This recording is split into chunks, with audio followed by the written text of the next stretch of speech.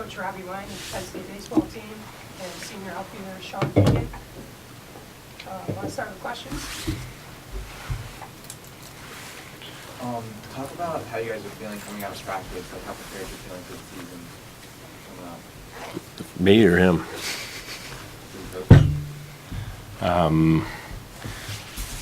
Pretty good. I mean, yesterday's scrimmage was there was some anxiety there because I think in the past couple of years, that last day of scrimmage, we've had a guy hurt or something freaky happen, and nothing happened yesterday. And that was kind of in the back of my mind yesterday, just make it through this practice, and then this scrimmage, and then 2 more practices. But health-wise, we're good. Experience-wise, we're way ahead of the game. The guys, I think we had a great fall. We had a great individual session after the fall. They did their work, conditioning, staying in shape in the off season, and it's just been nice with the experience and the leadership we have on this club. It's been pretty easy so far, and on paper, I think we look pretty good. Nobody else knows about us. We have some additions that nobody knows about that we're excited to get out on the field and prove it on the field. You mentioned those additions. Your addition to pitching, Joe Cross and Cody Lewis. What role do you think they're going to play this season? Well, Cody right now is slated to be our Friday night starter. Johnny Walters Saturday. Steve Hill Sunday, who was an all-conference guy for us, and moving him to Sunday, he should do well. You look at across the country, Sunday starters, it's a scary weekend, and we have a pretty good starting rotation. And that's not to take away from the other guys in the bullpen. Joe Karash had a good fall as a starter, but he's got that kind of stuff that, swing and miss stuff that at the end of a game is not going to be fun to try and score a run off of. So he's going to be in our closing role to start, and that's to start the season. And then the probably the most important part of the pitching staff is the unsung heroes. They're not starters, they're not closers, they're the middle guys that they need to come in the 7th and hold a 1-run lead. And I think we have a pretty good stack of guys there. Some are inexperienced, some are proven, and we'll just have to wait and see on that. But pretty excited about the starting rotation. And then another offensively, not an addition, but Steve Snyder back. Does a lot for this lineup, for the team, for the defense. You just move on from injuries, and he was hurt a couple years ago. Didn't have him last year, and that forced Deegs to be in center. That's Sean Deegan. That's the guy next to me. Be in center, and I'm not saying the guys behind him, but it's not the caliber that we're going to have out there this year. And then it also slides him into a potential RBI slot in the lineup rather than a leadoff guy. So you got a legitimate guy with Steve Snyder. So things came around pretty good, and it was we were looking to this year when we get all these guys. I think Sean and Jordan and Debo and the guys that were potential drafts, getting those guys back through the draft really helps a college ball club. What do you like about Lewis? He's a competitor. He's got above average stuff, and he throws strikes. He knows how to pitch. He's going to be a low pitch count guy, get us deep into games, and we're going to be in every game with him. He'll find a way. If his fastball's not there, he's got a slider, curveball, changeup. He throws them all for strikes. Some late life, maybe Sean's hit off him a few times, and maybe he can as a hitting. But I know from my standpoint, when he's out there, we're in Haluba and we're on pitch counts. We're playing 12 innings because the innings are so fast with him and Steve Hill out there. We're going our 12th inning, and we're not even 2.5 hours in because they're quick outs. They're pumping strike one in there, and then all of a sudden you're as a hitter, you have to put the ball in play. I know it's a long season, but if you can get those 3 guys starting every weekend, how much pressure does that take off the rest of the rotation when you come back in? A lot. That middle relief is the key in college baseball, and people overlook it, and you saw it in the World Series this year, the middle relief. That was the key, trying to get to that closer, and what's going to happen in 6, 7, 8. But we have guys that are experienced. We have some young guys that have stepped up too, some freshmen. Casey Kalina just keeps doing it, and You don't know until you're on the field against a different opponent in a different uniform, because all we've been playing is blue versus white or gray versus blue or whatever it is. But, we anticipate the makeup, of this pitching staff being a tough one, and they're going to compete. Or possibly with you guys. You talked about experience. How important is that, especially early in the season? A lot of road trips and things like that.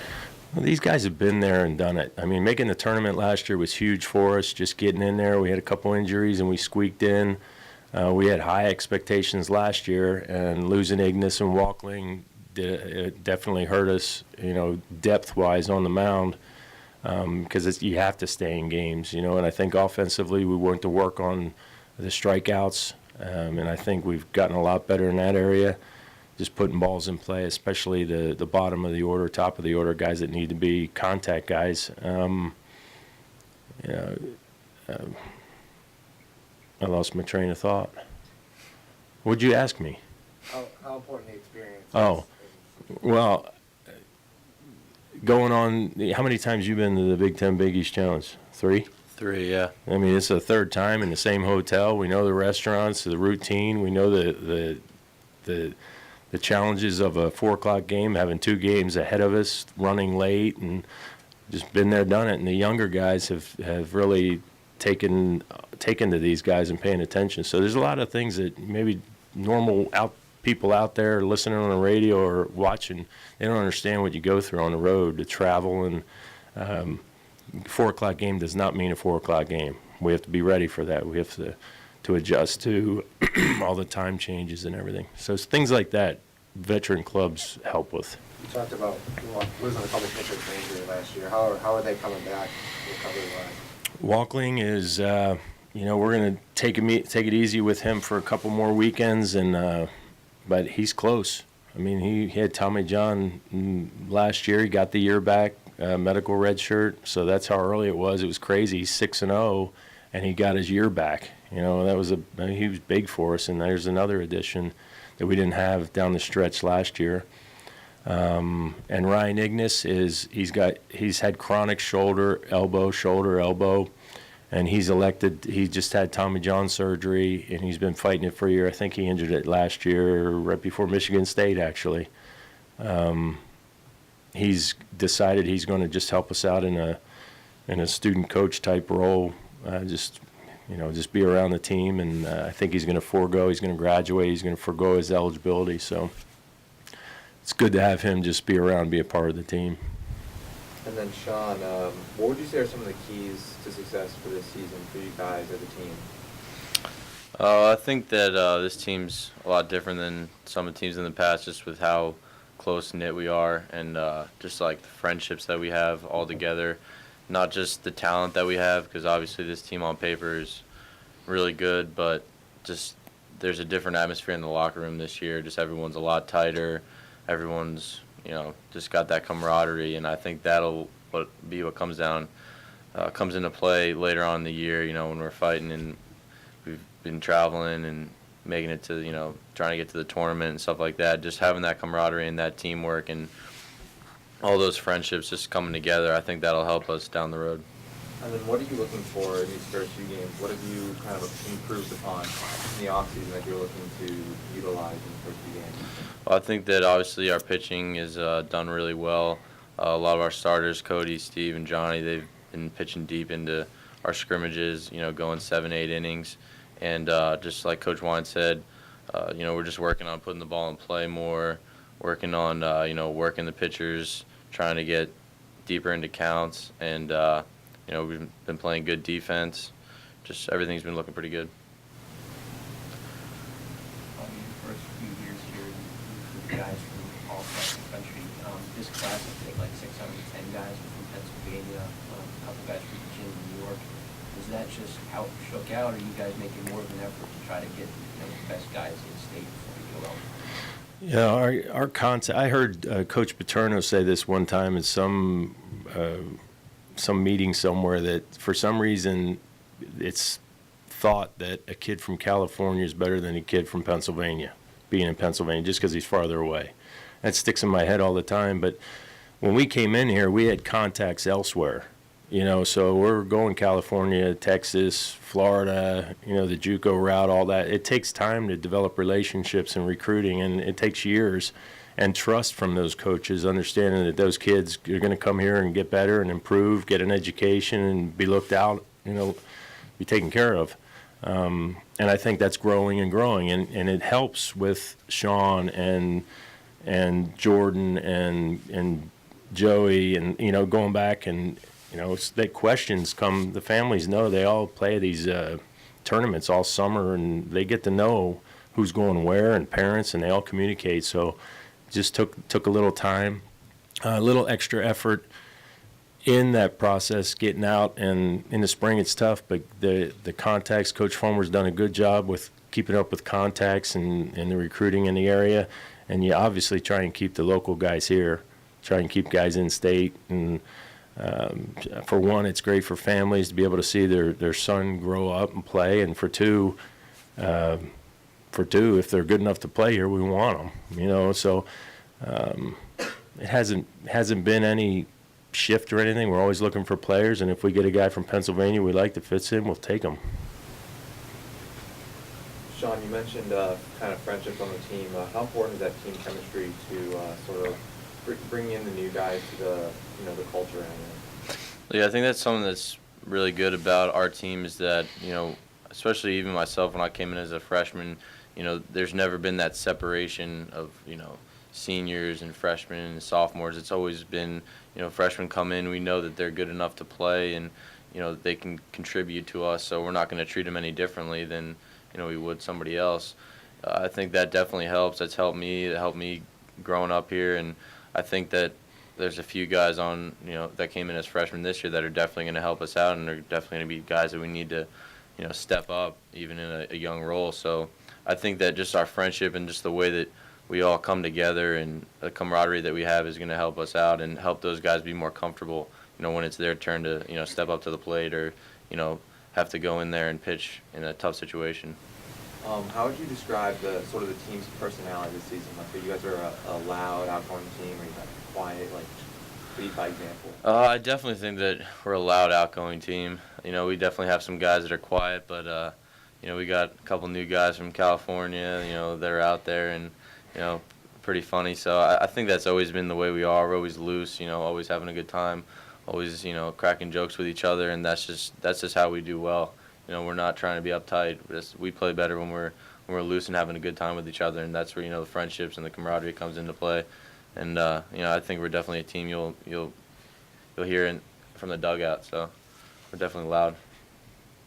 It only takes a couple guys, loud guys, to seem like it's the whole bunch in there. Coach, just going off that a little bit, how much, I don't know if easier is the right word, but to coach when the team is so close and they've got like the personality like that for you coaching the group? It's great. I mean, we put practice plans together, and they know my little, what the plan is. You put the whole practice out there. They know exactly. They could run their own practice. Obviously coaches are there to help, but it's been with the older guys. They've done it for 3 years now. It's the same, other than a couple of changes here or there with some things, but you just try and improve every year, and you can get into more detail this year with older guys. You can get into more details about playing the game, about picking up little tips here and there, and get if you throw that at freshmen, they're overwhelmed. They're thinking too much, and they're not just competing. So with these older guys, we're getting into some detail that haven't really been able to do since I've been here with the guys. They haven't been capable of handling it, and just keep pushing them with some things that's going to help the game within the game that nobody picks up on or notices. Do you? Good question. It's a big question mark for us right now, and it's not lack of talent or lack of confidence. It's who's the guy going to be. Alex Farkas was our backup behind Bobby Jacobs last year, and he struggled. He struggled this year. He had an okay fall, and we were hoping that the maturity and the responsibility would help him a little bit. Well, he stepped back a little bit, but this past weekend he played well again. And then the freshman J.C. Coben comes in, and we're kind of those expectations and where he's not there. He's a young, talented pup that needs a lot of experience. So he's not ready yet.